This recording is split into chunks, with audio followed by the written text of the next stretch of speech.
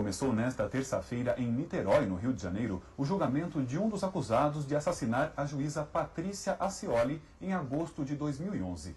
A juíza, que respondia pela 4ª Vara Criminal de São Gonçalo, foi morta quando chegava na casa para a qual tinha se mudado há apenas 3 meses em busca de uma vida mais tranquila. Vamos relembrar o caso. O assassinato aconteceu por volta das 11 da noite. A juíza Patrícia Lourival Acioli, da 4ª Vara Criminal de São Gonçalo, chegava em casa sozinha, quando foi surpreendida por homens armados em 2 carros e 2 motos. Eles se aproximaram e atiraram na direção da juíza. Os 3 filhos presenciaram o crime. Em busca de um estilo de vida mais calmo, a juíza veio morar numa casa comprada há menos de 3 meses, nesta rua considerada tranquila pelos moradores. A casa não tinha portão eletrônico. Ela parou o carro e, antes mesmo de sair do veículo, foi alvejada por cerca de 15 tiros. Foram tiros concentrados,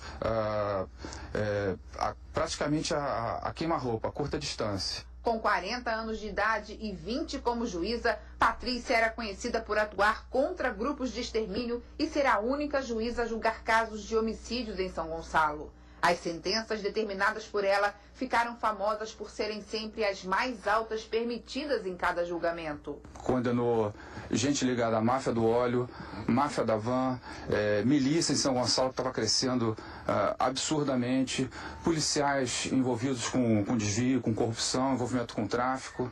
A juíza já havia recebido pelo menos 4 ameaças de morte. Seu nome estava sempre em listas de execução. Nos últimos dias, ela vinha recebendo ameaças de milicianos. Apesar disso, não tinha o carro blindado. Até alguns anos atrás, por determinação da Justiça, ela andava com seguranças, mas o benefício foi retirado pelo Tribunal de Justiça. A guarita da rua onde morava tem câmeras instaladas que filmaram a entrada dos carros e das motos. As imagens foram entregues à polícia para ajudar na identificação dos criminosos.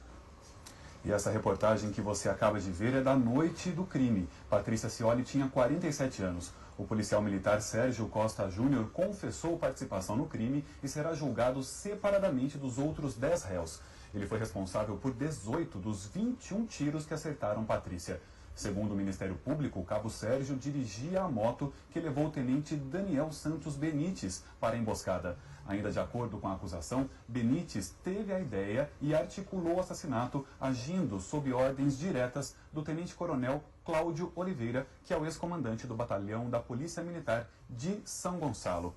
Quem conversa o juiz Peterson Barroso Simão, da 3ª Vara Criminal do Rio de Janeiro, ele desmembrou o processo para evitar tumultos e obstáculos no júri. Para falar sobre esse assunto, recebemos no Jornal do Terra o advogado doutor Ademar Gomes. Doutor, muito obrigado por vir pessoalmente conversar com os nossos internautas. Eu que agradeço a você, João, e também aos internautas. É um prazer estar aqui, dando a vocês alguns esclarecimentos, se for possível. O doutor Ademar, que participou de julgamentos que chamaram a atenção de todo o Brasil, como o caso do assassinato da garota Eloá em Santo André em 2008. O julgamento de Lindenberg Alves foi realizado no início desse ano, ele foi condenado. E, doutor, com essa experiência tão grande que o senhor tem em julgamentos que causam grande repercussão, que chamam muita atenção de todo o Brasil, como é que o senhor avalia a decisão do juiz de desmembrar esse julgamento para evitar esses tumultos e essas confusões? Veja só. Eu vou lhe dizer que esse julgamento agora, a rapidez com que está sendo realizado é um fato inédito, muito inédito. Por quê? Existe uma lei que foi aprovada há 4 anos atrás, que todo crime de sangue, crime contra a vida, deveria ser julgado em 1 ano. A Crimesp, a Associação dos Advogados Criminalistas, fez uma pesquisa há 2 anos atrás. Após a aprovação dessa lei, não tivemos um caso que tenha sido julgado em 1 ano. Por quê? Porque os recursos continuam. Os juízes não aumentaram o número de juízes. São os mesmos juízes. Não adianta você colocar uma lei, mesmo que seja eficaz, se você não dá condições aos juízes para que acelere o julgamento. Então não adianta a lei. O número de juízes são os mesmos que de 10 anos atrás. Então essa lei, ela ficou uma lei morta. Ela não deu eficiência à rapidez dos julgamentos. E esse caso, sim, é um caso inédito, um caso muito importante, que veio com rapidez de 1 ano e 3 meses o julgamento de um assassinato de uma juíza. Só para colaborar com o que o senhor está dizendo, o processo sobre o assassinato da Patrícia Scioli tem 7.500 páginas. Perfeitamente. Correu em tempo recorde, conforme o senhor disse. O crime aconteceu em agosto de agosto. 2011 e a denúncia contra os 11 policiais foi apresentada pelo Ministério Público apenas 2 meses depois. 2 meses depois. Então esse é um caso inédito que acontece, porque é contra uma juíza, contra uma magistrada.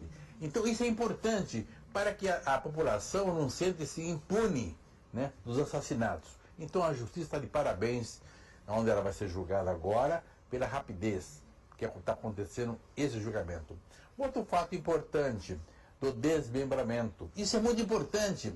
Não se pode você julgar realmente 11 réus só em um momento só. Isso causa anulação do processo, causa problemas inéditos do processo. Então, o desmembramento é importante. Tivemos um caso recente agora do goleiro Bruno, que foi desmembrado o processo. A juíza queria julgar 5 réus somente de uma vez. Foi uma grande confusão. Uma confusão. Isso ia dar nulidade, ia ficar jogando durante 10, 12 dias, né? Iria ser muito cansativo. E no fim causaria muita nulidade. O desmembramento de um processo é importante quando tem mais do que 2 ou 3 réus. Tem que haver o desmembramento, que é nesse caso né, principalmente. A juíza agiu com sabedoria, o juiz, o tribunal do júri, para desmembrar. Cada um vai ter oportunidade de falar no seu tempo recorde, no seu tempo necessário para apresentar as defesas, para não causar nulidade processual. Agora, doutor Ademar, o acusado, o cabo Sérgio, ele pode ser beneficiado com a redução da pena por ele ter colaborado com as investigações, já que depois do depoimento dele o processo sofreu uma reviravolta e passou a ter 11 réus ao invés dos 3 réus iniciais? Veja só, ele fez a delação premiada, isso está na lei. Ele tem o direito de ser beneficiado, porque graças à delação dele, outros acusados também foram denunciados. Se ele ficasse calado, não teria qualquer benefício, né? A pena dele será reduzida. Eu calculo que talvez a pena dele venha de 14 para 36 anos. Pena máxima, mas não vai chegar. Essa é a pena que o promotor está pedindo, a acusação está pedindo de 14 a 16 anos. Mas, pela delação premiada, ele vai chegar talvez a 17 anos do exercício da pena. Na aplicação da pena, chega talvez a 14, 15 anos, é a pena dele. Então, uma redução considerável. Considerável, não há dúvida nenhuma. Porque graças a ele, a delação dele, foi possível chegar aos comandantes, aos coronéis, aos responsáveis por esse crime. A gente está falando de ex-militares, né, de policiais envolvidos com isso. Uma vez condenados, eles são presos de que forma, doutor? Não, veja só. Eles têm direito, por enquanto, presídio especial, por enquanto. E alguns estão em segurança máxima já. Após a pena, após a transar julgado, eles vão ficar em um presídio também, não em presídio comum, porque eles correm risco de vida. Nós sabemos disso. Eles ficarão em segurança máxima com uma cela realmente diferenciada, não há dúvida nenhuma, mas ficarão realmente em presídio segurança máxima, mas com uma diferença na sua cela diferenciada. Vai tomar banho de sol isoladamente dos demais. Ele não vai ter amizade com os demais, essa é a verdade, né?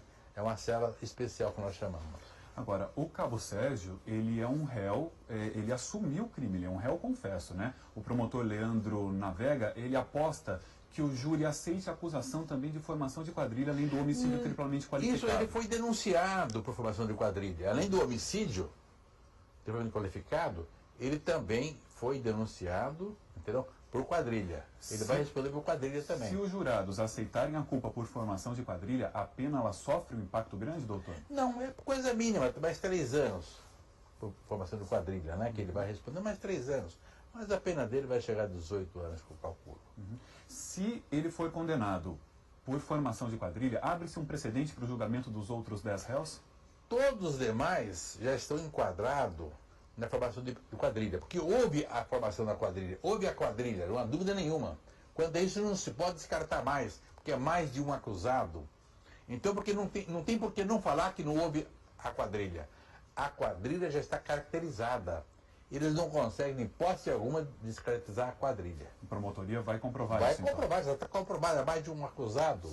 São 11 acusados. O número de disparos que ele fez, o cabo Sérgio, foram 18 dos 21 que atingiram a juíza. Pode ser determinante? Não há dúvida nenhuma, é o agravante. É mais um agravante, porque a execução já está comprovada. Houve uma execução contra uma magistrada. Isso está comprovado. O número de tiros.